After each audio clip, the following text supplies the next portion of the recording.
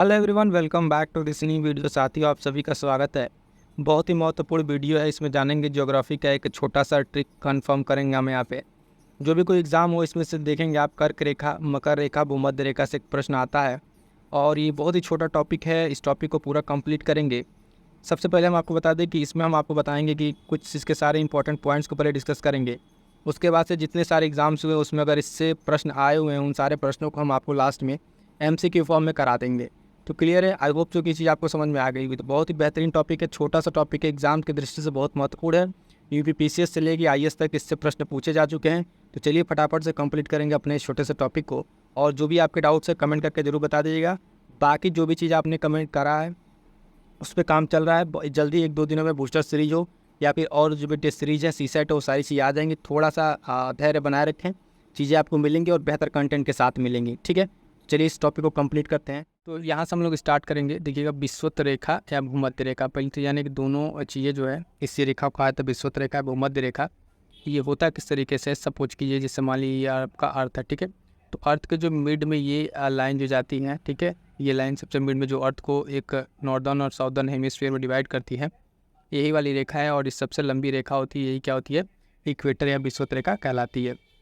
इससे रिलेटेड साथ ये देखेंगे, सबसे पहले जो भी महत्वपूर्ण इसके नोट्स हैं उन सारे नोट्स को देखते हैं 1 बाय 1 करके। अब यहाँ से आपका कोई क्वेश्चन गलत नहीं होगा। ठीक है, इसमें तीनों पॉइंट्स है, विषुवत रेखा, अब यह कर्क रेखा और मकर रेखा तीनों आएगी। तो बहुत ही इंपॉर्टेंट टॉपिक है, छोटा सा टॉपिक है बट प्रश्न देखने में यहाँ से मिल जाता है। पहला पॉइंट देखेंगे, यहाँ पे कह रहा है कि अक्षांश समानांतर पूर्व पश्चिम दिशा में एक दूसरे के समानांतर खींचे जाते हैं। ठीक है, तो ये अक्षांश जो है क्या किए जाते हैं, पूर्व पश्चिम दिशा में एक दूसरे के समानांतर खींचे जाते हैं। ठीक है, और अगर आप फिर से देखें इसके बाद से अगला पॉइंट क्या कह रहा है कि उत्तरी ध्रुव तथा दक्षिणी ध्रुव के मध्य अर्थात दोनों ध्रुवों से समान दूरी पर खींची गई काल्पनिक रेखा विषुवत रेखा कहलाती या कहते हैं। ठीक है, विषुवत रेखा तो ये हमने आपको बताया ना कि जो आपका ये अर्थ है और यहाँ से ये आपका देखो उत्तरी ध्रुव और इधर आपका पड़ेगा ये दक्षिणी ध्रुव। ठीक है, तो यहाँ से क्या होगा, इसके बीच की जो काल्पनिक रेखा है, ऐसी कोई रेखा है नहीं लेकिन एक काल्पनिक रेखा मानी जाती है। ठीक है, जो समान दूरी पर है दोनों तरफ से, जिसको क्या कहेंगे, विषुवत रेखा कहेंगे। ठीक है, अब ये क्या करता है कि इसका एक पॉइंट बता रहा है कि भूमध्य रेखा जो है आप देखेंगे ग्लोब को 2 बराबर भागों में बांटता है और सभी अक्षांश समानांतरों से बड़ा होता है। अतः इसे बृहद वृत्त या ग्रेट सर्कल भी कहते हैं।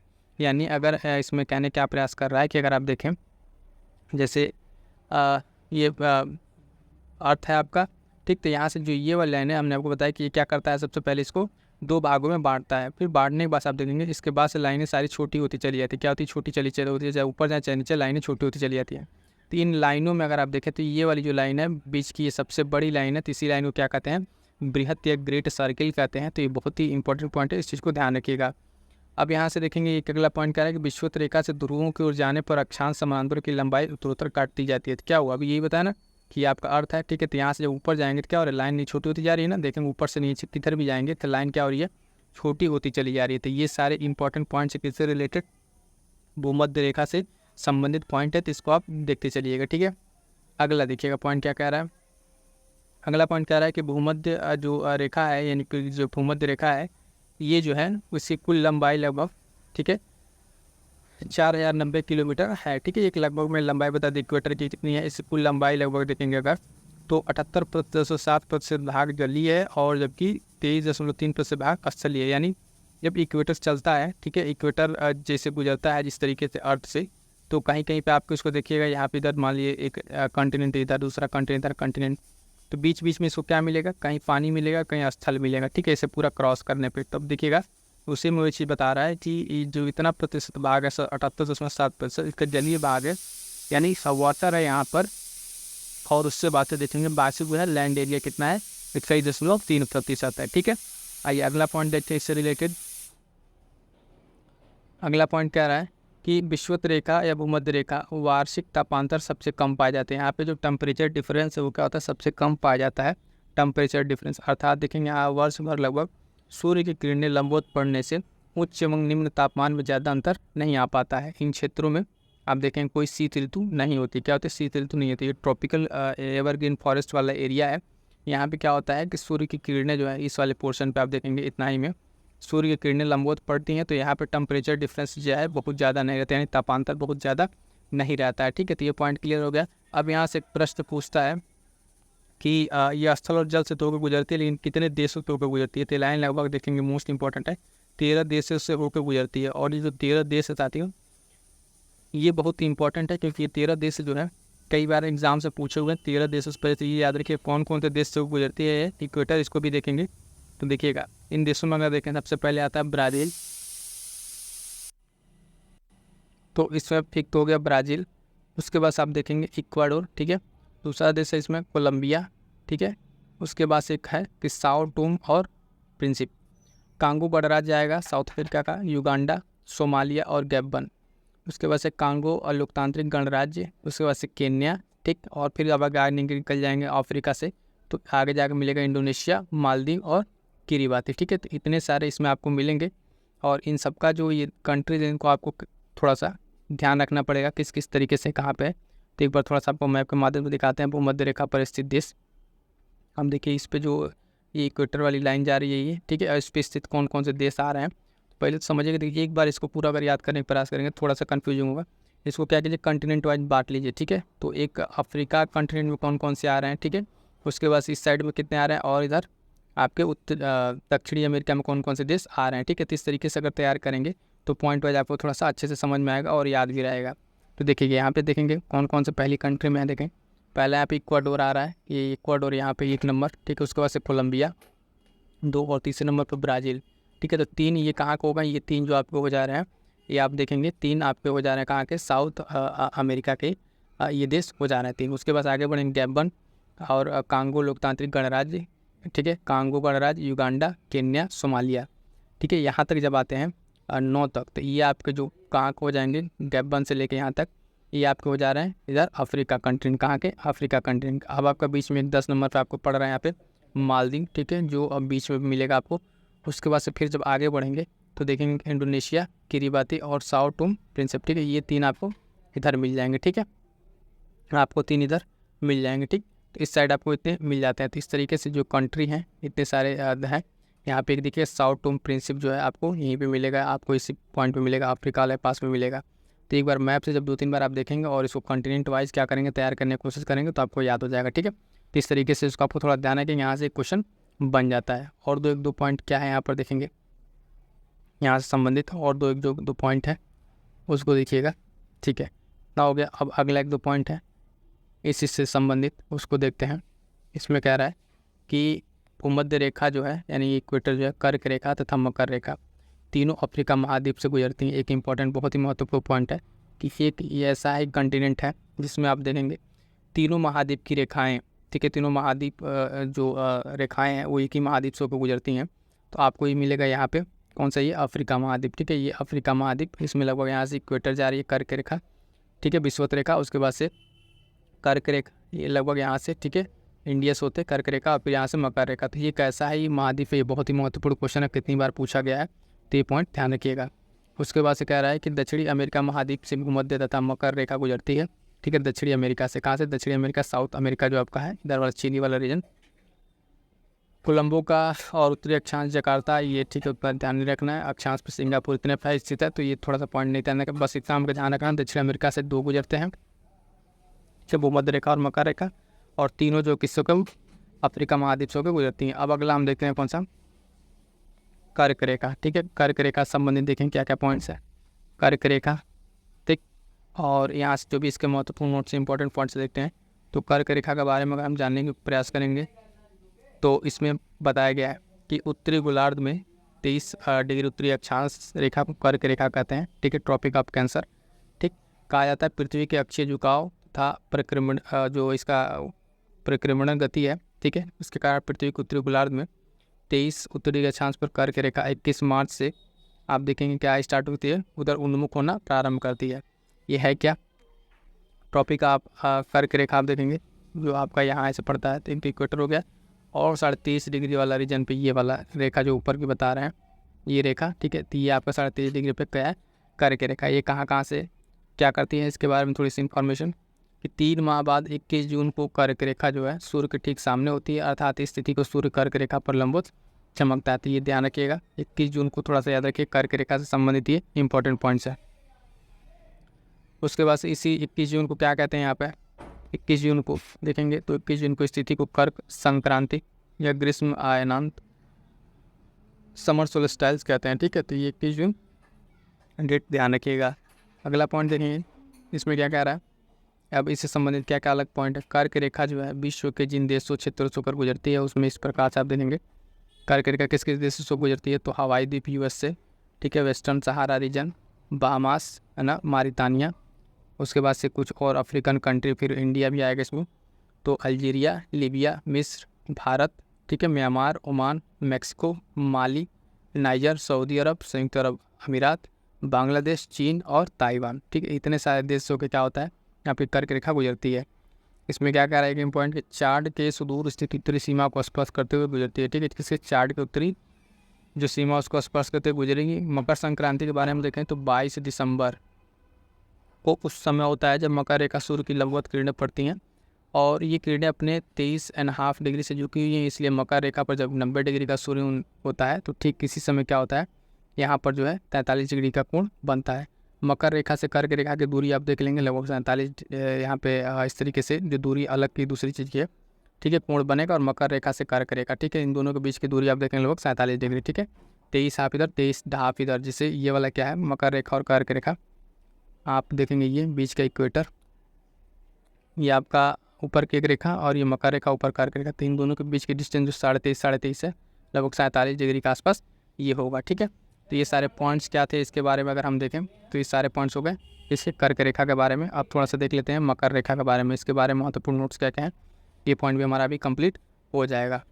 तो मकर रेखा के बारे में बात करें तो ये दक्षिणी गोलार्ध में किधर है, पहले तो हमने आपको बता दिया जैसे इक्वेटर कट करेगी विषुवत रेखा, तो एक उत्तरी गोलार्ध एक दक्षिणी गोलार्ध। तो अभी तो हम देख रहे थे ये ऊपर वाले रीजन में उत्तरी गोलार्ध में क्या था कर्क रेखा थी, अब नीचे वाले में आ जाएंगे मकर रेखा को देखने। ठीक है, तो मकर रेखा में क्या क्या है, ये दक्षिणी गोलार्ध में 23.5 डिग्री दक्षिणी अक्षांश रेखा पर है, मकर रेखा इसको कहते हैं।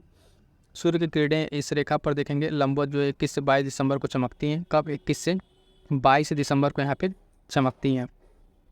ठीक है, इसके साथ साथ देखिए इस दिन दक्षिणी गोलार्ध का सबसे बड़ा दिन होता है, यही दिन है दक्षिणी गोलार्ध का सबसे बड़ा दिन कौन सा होगा, यही वाला होगा। इस दौरान अगर हम बात करें तो दक्षिणी गोलार्ध में निम्न ग्रीष्म ऋतु होती है। ठीक, और इसी कारण जो कर्क रेखा पर सूर्य तिरछी पड़ती है तो लगभग भारत के मध्य से होकर ये गुजरती है। क्या करती है कर्क रेखा जो है भारत से कहाँ होकर लगभग भारत के मध्य से होकर गुजरती है। और इससे होकर गुजरने वाले देश में अगर हम देखें इस दौरान उत्तर पश्चिम भारत में उच्च वायुदाब की स्थिति होती है, तो ये अलग पॉइंट है। मकर रेखा के बारे में अगर बात करें तो ये कौन कौन से देश से होकर गुजरती है, तो देखिए Brazil, Paraguay, Argentina, Chile, French Polynesia, ठीक है, फ्रांस का region, Botswana, Australia, Madagascar, Mozambique, दक्षिण अफ्रीका, टोंगा एवं नामीबिया से होकर गुजरती है। तो ये सब सारी जो कंट्रीज़ हैं यहाँ से क्या होती है मकर रेखा आपकी गुजरेगी। ठीक है, मकर रेखा आपकी गुजरेगी। तो ये सारे पॉइंट्स अगर आप देखें तो यहाँ पर भी हमने विषुवत रेखा आपका इक्वेटर कर लिया, ठीक है ना, कर्क रेखा कर लिया, उसके बाद से मकर रेखा कर लिया। अब यहाँ से थोड़ा सा कुछ क्वेश्चन जो इम्पोर्टेंट क्वेश्चन है इससे संबंधित इस टॉपिक सब तक पूछे गए जो प्रश्न हैं उन सारे प्रश्नों को थोड़ा सा हम लोग 1 बाय 1 करके देख लेते हैं। ठीक है, तो अब देखेंगे यहाँ से जो कौन कौन से प्रश्न पूछे हैं। पहला पूछ रहा है पृथ्वी की भूमध्य रेखा की कुल लंबाई कितनी है, लगभग पूछा है, तभी हमने आपको बताया कितना लगभग यहाँ पे 40,000 किलोमीटर के आसपास यहाँ पे देखेंगे क्या है इसकी लंबाई कुल है। तो ये जो लंबाई कुल आपको यहाँ पे देखने को मिल रही है, ठीक है, ये लंबाई आपको कुल इक्वेटर की हमने बता दिया, इंपॉर्टेंट है, ध्यान रखिएगा लगभग में। अगला प्रश्न इससे जो पूछा है कि निम्नलिखित समूहों में से किस एक देश से भूमध्य रेखा जो है गुजरती है, तो किससे होकर गुजरती है, तो Colombia, Kenya, Indonesia, option B right answer हो जाएगा। इसमें अगर हम देखेंगे तो क्या हो जाएगा, ऑप्शन बी राइट आंसर हो जाएगा। ये IAS प्रीलिम्स में पूछा हुआ क्वेश्चन है, तो इसी तरीके से फिर क्वेश्चन जो है PCS वगैरह में घूम फिर के बन रहे हैं, तो यहाँ से पॉइंट ध्यान रखिएगा। फिर से एक बार यहाँ पर एक्सप्लेनेशन देंगे, कुल 13 देश से होकर गुजरती है, ये सारे देश अभी हमने आपको ऊपर करा दिए हैं। ठीक है, अब भाई अगला पॉइंट देखते हैं, अगला क्वेश्चन इसमें क्या पूछ रहा है। अगला क्वेश्चन पूछ रहा है इसमें कि कह रहा है निम्नलिखित में से किन देशों से होकर भूमध्य रेखा नहीं गुजरती है, तो गैबन, सोमालिया, भूमध्य रेखा, गिनी, रवांडा। ठीक है, तो कूट में से हमको बताना है तो किस में से होकर नहीं गुजरती है, तो आप देखेंगे यहाँ पे हम, ठीक है, 3 और 4, इसमें रवांडा और ये नहीं था, गैबन और सोमालिया था, 1 और 2 था, तो 1 काट दीजिए, 2 काट दीजिए, 2 काट दीजिए, आपका आंसर राइट आंसर यहाँ पे डी हो जाएगा। UP PCS प्रीलिम 2020 का ये क्वेश्चन है, बहुत ही महत्वपूर्ण क्वेश्चन है, इसलिए हम आपको सारा क्वेश्चन यहाँ पे करा दे रहे हैं। ठीक है। तो इसमें से किससे होकर नहीं गुजरेगा, तो हमने अभी भूमध्य रेखा, गिनी और रवांडा के बारे में नहीं पढ़ा है। 3 और 4 यहाँ पर राइट आंसर हो जाएगा। अगला क्वेश्चन पूछ रहा है, कह रहा है भूमध्य रेखा निम्नलिखित में किस देश से होकर नहीं गुजरती है। फिर से वही क्वेश्चन आ गया। तो केन्या, ठीक है, मैक्सिको, इंडोनेशिया और ब्राज़ील। तो यहाँ पर आप देखेंगे मैक्सिको से होकर ये नहीं गुजरती, किससे होकर, मैक्सिको से होकर नहीं गुजरती। बाकी 3 देश आपको उसमें मिल जाएंगे। अगला प्रश्न देखेंगे, ये भी इंपॉर्टेंट प्रश्न, यूपीपीसीएस प्रीलिम्स 2010 का प्रश्न है। निम्नलिखित देशों में से कौन सा भूमध्य रेखा पर स्थित है। तो देखिए इसी तरीके से क्वेश्चन बन रहा है यहाँ पे। तो भूमध्य रेखा पर कौन कौन सी स्थित है, तो आप देखेंगे कोलंबिया है और केन्या है, ठीक है। कोलंबिया और केन्या हमने 2 देश पढ़ा है। तो ऑप्शन बी यहाँ पे राइट आंसर हो जाएगा। क्या हो जाएगा, ऑप्शन बी यहाँ पे इसका राइट आंसर हो जाएगा। तो यहाँ पे हम सिर्फ आपको क्वेश्चन दिखा दे रहे हैं और देख के समझ लीजिए कि किस तरीके से क्वेश्चन, वो बहुत ही छोटा टॉपिक था लेकिन बहुत ही महत्वपूर्ण टॉपिक था। यूपीपीसीएस प्रीलिम्स और आरओ बाकी जो भी छोटे मोटे एग्जाम्स हैं वहाँ पे आपको क्वेश्चन देखने को मिल जाते हैं। फिर से देखें और क्या क्या प्रश्न पूछा हुआ है। फिर से देखिए मेन से पूछा हुआ है, भूमध्य रेखा गुजरती है, ठीक है, तो किसी देश से, Cameroon, Kenya, Costa Rica, Venezuela. तो राइट आंसर क्या हो जाएगा, ऑप्शन सी केन्या। हमने पढ़ा भूमध्य रेखा के बारे में, केन्या। यूपीपीसीएस में 2007 प्रीलिम्स 2008 देखिए लगातार 2 बार क्वेश्चन पूछा हुआ है, तो इंपॉर्टेंट है। अगला प्रश्न है, राजस्थान पीछे से पूछा हुआ, निजी साक्षांश पर वार्षिक तापांतर सबसे कम होता है। तो हमने बताया आपको किस पे, भूमध्य रेखा पर होगा। कहाँ पे, ऑप्शन ए राइट आंसर हो जाएगा, भूमध्य रेखा पर सबसे कम होगा। क्लियर है। अगला प्रश्न, निम्नलिखित में कौन से भूमध्य रेखा के सर्वाधिक निकट है। तो सर्वाधिक निकट हमने देखा था कौन सा, सिंगापुर है, ठीक है। इसमें से देखिए जो उससे देखेंगे तो कौन सा मिल जाएगा यहाँ पे, सिंगापुर मिल जाएगा। अगला प्रश्न देखेंगे कि भूमध्य रेखा, कर्क रेखा, मकर रेखा तीनों में से किस एक महाद्वीप से गुजरती है। तो हमने आपको बताया कौन से, अफ्रीका महाद्वीप से गुजरती हैं। बहुत ही महत्वपूर्ण क्वेश्चन था, यूपीसीएस स्पेशल में इसमें क्वेश्चन पूछा हुआ था। तो इस तरीके से क्वेश्चन आप यहाँ पे देखेंगे। अब चलते हैं थोड़ा सा कर्क रेखा के बारे में जो क्वेश्चन है, 2 क्वेश्चन उसको देख लेते हैं। अब यहाँ पे देखेंगे पहला प्रश्न, मकर संक्रांति के समय कर्क रेखा दोपहर के सूर्य उन्नत कोण इसका जो होता है कितना होता है, तो बता दें कितना, 43 डिग्री के आसपास इसका कोण बनता है, ठीक है। अगला प्रश्न, कर्क रेखा कहाँ से होकर नहीं गुजरती है। क्या पूछा है, नहीं गुजरती है, कर्क रेखा नहीं गुजरती है। तो मिस्र से, ईरान से, भारत से, म्यांमार से। तो आप देखें कहाँ से, ईरान से। बाकी हमने अभी ऑप्शन में पढ़ा, देखा कि मिस्र से भी होकर गुजरती है, भारत से, म्यांमार से होकर गुजरती है। यूपीपीसीएस प्रीलिम्स के भी क्वेश्चन है, ध्यान देंगे, ठीक है। तो बाकी सारा कंट्री हमने आपको यहाँ पे बता ही दिया। अब आए थे मकर रेखा वाले पॉइंट पे।